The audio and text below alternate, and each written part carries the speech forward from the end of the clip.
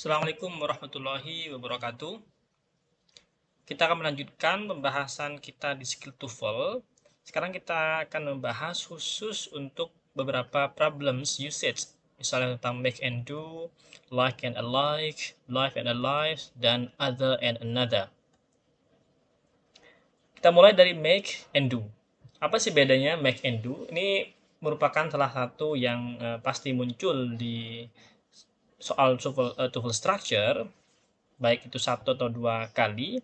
Kita mulai dengan yang make dulu. Make itu maknanya creating or constructing. Jadi yang kira-kira bermakna untuk membuat atau membentuk sesuatu itu lebih cenderung menggunakan make. Misalnya kita punya kalimat she likes to make her own clothes. Jadi clothes-nya itu dibuat, ya, di create. Make a cake atau make a mistake, ya. Jadi karena dia creating atau constructing, maka dia menggunakan make, bukan do. Kalau do itu lebih pada completing atau performing. Jadi kalau itu completing atau performing, dia menggunakan do. Misalnya this morning she did all dishes. Jadi yang dia cuci itu dia perform, ya. Kemudian misalnya assignment atau merupakan job atau task itu menggunakan do.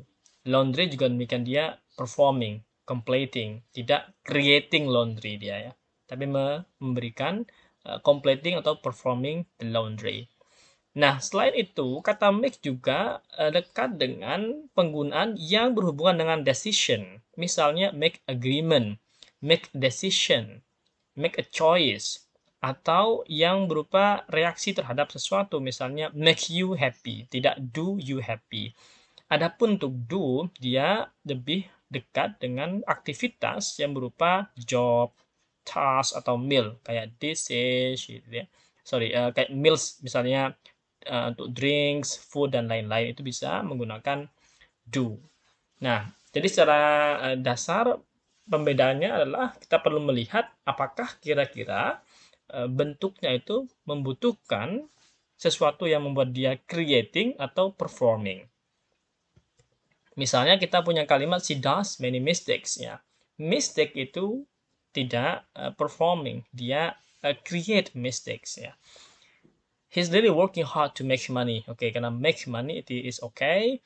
Student do practice. Oke, kalau practice, ya, atau practice and exercise, kira-kira itu masuk pada ranah yang mana? Lihat yang tadi bahwa kalau itu performing atau completing, maka dia yang do, ya.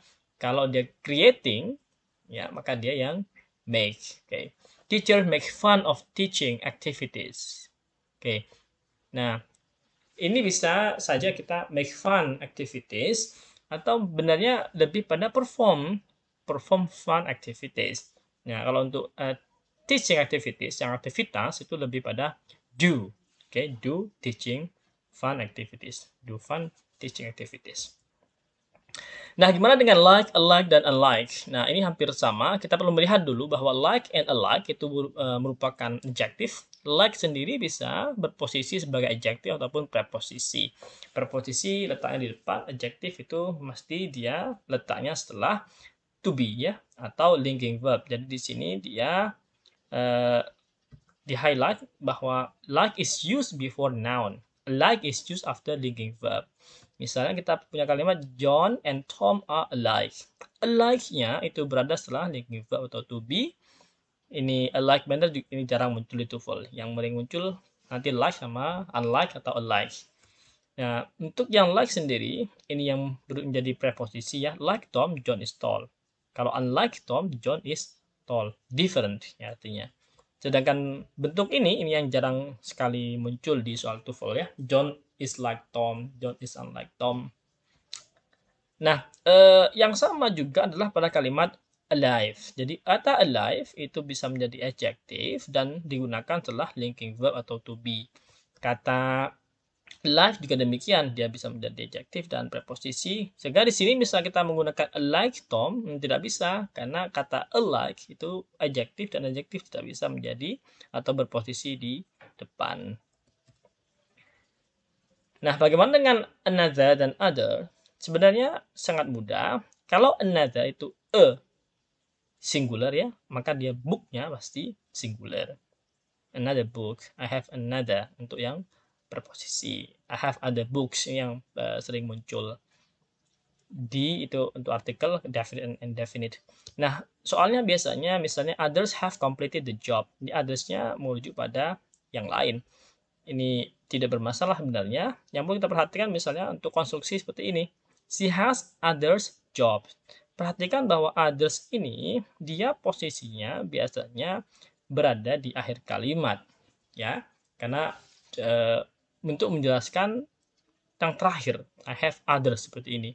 Kalau dia tidak pada akhir kalimat, maka dia menjadi adjective, sehingga nggak bisa diberikan s. Perlu ada jobs nantinya ya. Ada jobs. Begitu pula dengan another. Kalau another, a singular, jobnya mestinya tidak perlu s, sehingga dia another job. Nah, ini contoh latihannya bisa dicoba dikerjakan. Nanti kita bisa diskusikan. Saya akan juga berikan contoh pembahasan untuk soal-soal seperti ini. Thank you. Assalamualaikum warahmatullahi wabarakatuh.